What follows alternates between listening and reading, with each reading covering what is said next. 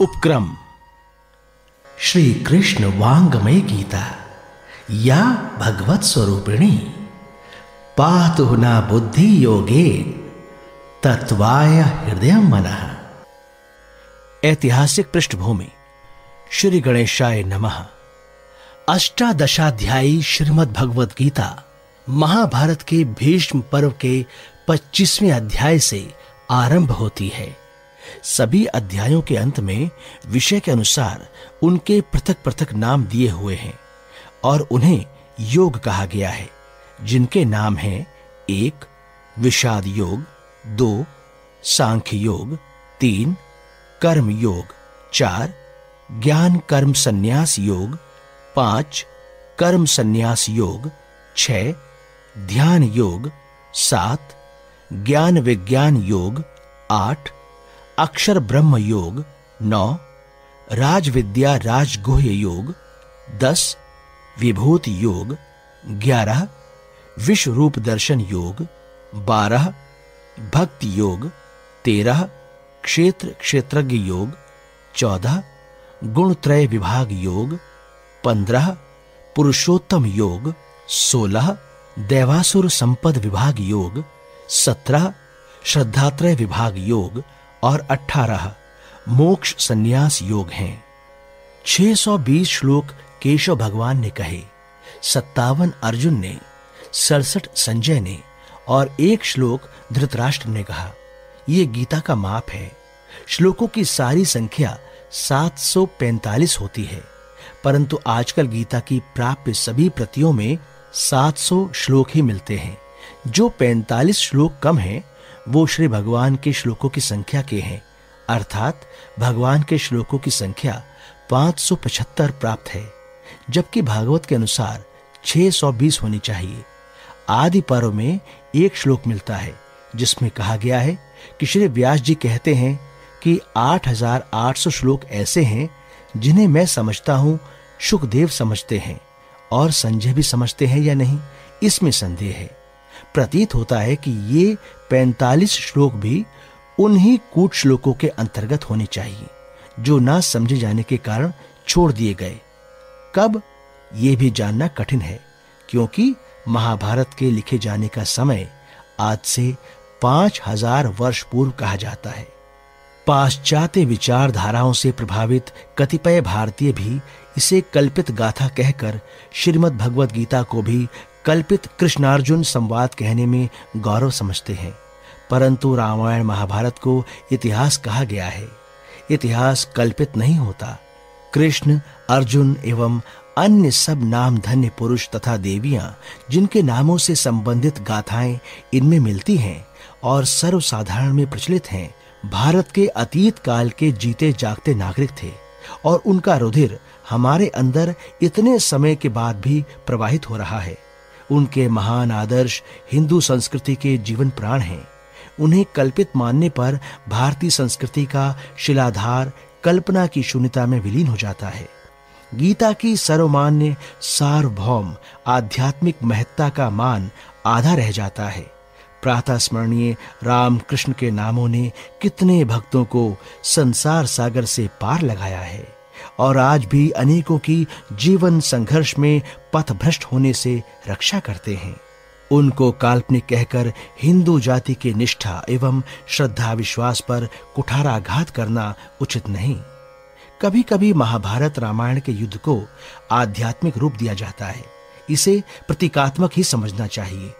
ऐतिहासिक घटनाओं से इसका कोई संबंध नहीं है। विषय क्रम के अनुसार अध्यायों का वर्गीकरण। प्रथम अध्याय में उस परिस्थिति को दिखाया गया है जिसमें गीता के उपदेश की आवश्यकता समझी गई।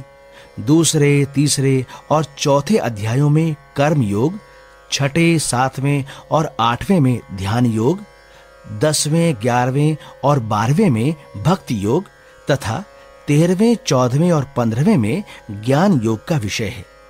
5वें अध्याय को कर्म और ध्यान का संधिकाल तथा इसी प्रकार 9वें को ध्यान और भक्ति का संधिकाल कहा जा सकता है। छठे, 7वें, 8वें का विषय यत्न साध्य और 9वें का विषय सिद्ध योग समझना चाहिए। इसे सिद्ध योग इसलिए कहा जा सकता है क्योंकि ये साधक की वो अवस्था है जब उसके हृदय में आध्यात्मिक चेतना की जागृति हो जाने से एक ओर ध्यान में प्रवृत्ति बढ़ती है और उधर भक्ति का उदय होता है।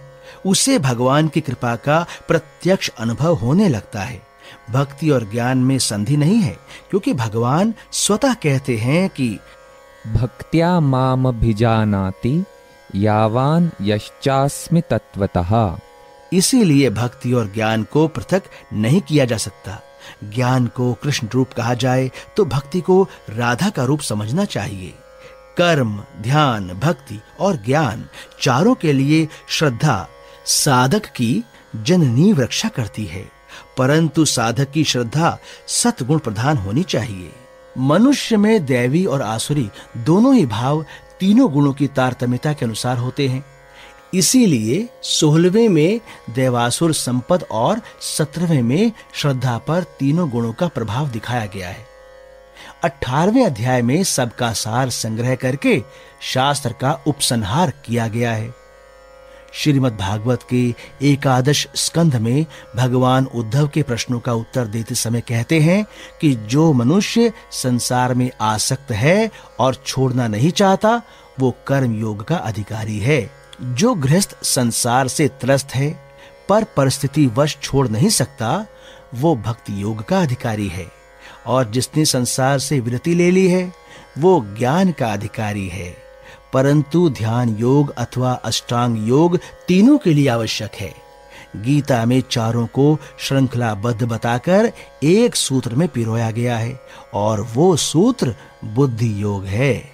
प्रथम अध्याय का तात्पर्य है कि अर्जुन जैसा भक्त श्री भगवान का प्रिय सखा, परंतप, शूरवीर जो किरात रूपधारी शंकर से मल्ल युद्ध कर सका, परिस्थितियों वश विषाद युक्त होकर कायरों के सदृश कर्तव्य विमुख हो सकता है, तो सामान्य मनुष्य के संसार संघर्ष में घबरा उठने में कोई आश्चर्य नहीं।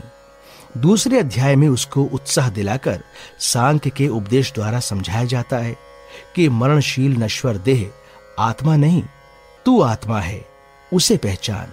बुद्धि योग के अभ्यास द्वारा आत्मा को जाना जाता है, इसलिए इसका थोड़ा सा भी साधन मृत्यु जैसे महान भय से रक्षा करता है। निष्काम कर्म योग को ही बुद्धि योग भी कहते हैं क्योंकि वो योगी स्थित प्रज्ञ हो जाता है, अर्थात दुखों से घबराता नहीं, सुखों के पीछे मारा मारा नहीं भटकता, राग द्वेष भय से मुक्त हो जाता है और भारी से भारी दुख एवं आपत्ति आ पड़ने पर भी अपने मन का संतुलन नहीं खोता। अर्जुन को संदेह हुआ कि जब सांख्य से आत्मज्ञान हो सकता है तो फिर निष्काम कर्म योग के लिए घोर कर्म जाल में क्यों पड़ा जाए। तीसरे अध्याय में इस शंका का समाधान किया गया है। कर्म की विशेषता बताई गई है तथा कर्म योग का स्वरूप कहा गया है। साथ ही ये भी कहा है कि मन बुद्धि से परे आत्मा का ज्ञान इनके काम क्रोध से आवृत होने के कारण नहीं होता और काम पर जय प्राप्ति के लिए निष्काम कर्म योग ही एकमात्र उपाय है। चतुर्थ अध्याय में इस बुद्धि योग रूपी निष्काम कर्म योग की महत्ता बताने के लिए श्री भगवान ने कहा कि ये इतना आवश्यक है कि सृष्टि के प्रारंभ में मैंने इसका उपदेश सूर्य नारायण को किया था और समय समय पर लोक में इसकी विस्मृति होने पर परिणामतः धर्म का लोप होने लगता है। तब धर्म को बचाने, साधुओं की रक्षा करने एवं पापियों के संहारार्थ मुझे युग युग में अवतार लेना पड़ता है। संसार कर्म प्रधान है, जन्म मरण का बंधन कर्म का ही परिणाम है और इस बंधन से मुक्ति भी कर्म योग के अनुष्ठान द्वारा मुझे फल अर्पण करते रहने से आत्मज्ञान उदय होने पर होती है। इसलिए जो कर्म मेरी प्रसन्नता प्राप्त करने की दृष्टि से किए जाते हैं उन्हें यज्ञ समझना चाहिए। दृष्टांत के रूप में कुछ यज्ञ रूप कर्मों के उदाहरण भी दिए गए हैं। सब कर्मों की समाप्ति ज्ञान उदय पर ही होती है। ज्ञान के सदृश पवित्र अन्य कुछ नहीं। ज्ञान रूपी अग्नि सब कर्मों को भस्म कर देती है। ज्ञान क्या है? इसका अनुभव तत्वदर्शी ज्ञानी गुरु से दीक्षा लेकर योगानुष्ठान द्वारा योग सिद्ध होने पर ही होता है। 5वें अध्याय में फिर इस बात पर बल दिया गया है कि कर्म करने से ही कर्मों से छूटा जा सकता है, अन्यथा नहीं। सकाम कर्म में ये दोष हैं, जिस फल की इच्छा से कोई कर्म किया जाता है उसके पूरा होने न होने का परिणाम राग द्वेष, काम क्रोध, प्रिय अप्रिय और इंद्रिय सुखों की आसक्ति के रूप में प्रकट होता है। निष्काम कर्म अनुष्ठान द्वारा काम क्रोध पर जय, सबके प्रति संभाव और इंद्रियों पर नियंत्रण आता है तथा मनोनिग्रह की प्रगति होती है। जो प्राप्ति दूसरे योगियों को आसन प्राणायाम द्वारा होती है, वही कर्म योगी को कर्म फल भगवतार्पण करने से होती है। छठे अध्याय में मनोनिग्रह की आरूरुक्षु, योगारूढ़, योग युक्त एवं युक्ततम 4 अवस्थाएं और लक्षण कहे गए हैं। श्री भगवान कहते हैं, योगिनामपि सर्वेषां मद्गतेनान्तरात्मना श्रद्धावान् भजते यो मां समे युक्ततमो मतः। वो सबसे ऊंचा योग युक्त युक्ततम है। जैसा कि चतुर्थ अध्याय में कहा है, वही तत्वदर्शी ज्ञानी गुरु से दीक्षोपरांत साधन द्वारा योग संसिद्ध होकर ज्ञान प्राप्त करता है। अर्जुन के ये कहने पर कि मन का रोकना वायु के रोकने से भी कठिन है, भगवान ने कहा, मन चंचल है अवश्य, तो भी अभ्यास वैराग्य द्वारा रोका जा सकता है। किसी कारण यदि साधक साधन से गिर जाए तो भी उस योग भ्रष्ट को वो लोक मिलते हैं जो पुण्य द्वारा प्राप्त होते हैं। वहां बहुत समय रहकर जब वो फिर यहां जन्म लेता है तो पवित्र श्रीमानों के घर अथवा विद्वान योगियों के यहां जन्म लेता है और फिर अपना साधन पूरा करता है। योग का मार्ग बड़ा पवित्र है, जिस पर एक बार चल पड़ने पर साधक कभी न कभी अवश्य पार लग ही जाता है। इसलिए हे अर्जुन, योगी बन। 7वें अध्याय में योग का फल बताते हैं कि योगी मुझे जानकर मुक्त हो जाता है, अर्थात योग साधन में लगे रहने वाला मनुष्य अवश्य अपरोक्ष ज्ञान प्राप्त कर लेता है। 8वें अध्याय में ज्ञान के स्वरूप के विषय में अक्षर ब्रह्म, अध्यात्म, अधिभूत, अधिदैव, अधियज्ञ के भेद, अंत समय में योगी भ्रूमध्य या मूर्धा में प्राण ले जाकर कैसे शरीर त्यागता है और उसकी उत्तरायण दक्षिणायण गतियों का वर्णन है। 9वें एवं 10वें अध्याय में राजगुह्य राजविद्या के साथ विभूतियों का वर्णन है और एकादश में विश्व रूप दर्शन के पश्चात 12वें में भक्ति योग, भक्त और प्रिय भक्त के लक्षण कहे गए हैं। 13वां अध्याय बड़े महत्व का है। इसमें सांख्य के प्रकृति पुरुष को क्षेत्र क्षेत्रज्ञ और सब क्षेत्रों के विभिन्न क्षेत्रज्ञों को ईश्वर का रूप कहकर सांख्य वेदांत का पूर्वोत्तर संबंध दिखाया गया है। विभिन्न क्षेत्रज्ञ विभु सर्वव्यापी एक ईश्वर के ही रूप हैं, क्योंकि वो अविभक्त होते हुए भी प्रत्येक प्राणी में विभक्त सा रहता है। एकम रूपम बहुधा यः करोति। कठोपनिषद वो ज्योतियों की भी ज्योति है, अविद्या रूपी तमो मोह से सर्वथा रहित अति निर्मल है। सबके हृदय में सांख्य के पुरुष अथवा गीता के क्षेत्रज्ञ के रूप में अनुभव गम्य ज्ञेय और ज्ञान गम्य है। यही ज्ञान है। क्षेत्रज्ञ का सीधा प्रकाश प्रत्यक्ष चेतना के रूप में अनुभव में आता है। क्षेत्रों के प्राकृतिक 24 तत्वों के संघात रूपी देह पर चमकने वाली चेतना क्षेत्र का अंग और सोपात्र की है। इसीलिए क्षेत्रज्ञ को गणपति समझना चाहिए, जो ब्रह्म शिव और प्रकृति शक्ति की संधि है एवं स्वयं प्रत्यक्ष ब्रह्म स्वरूप है।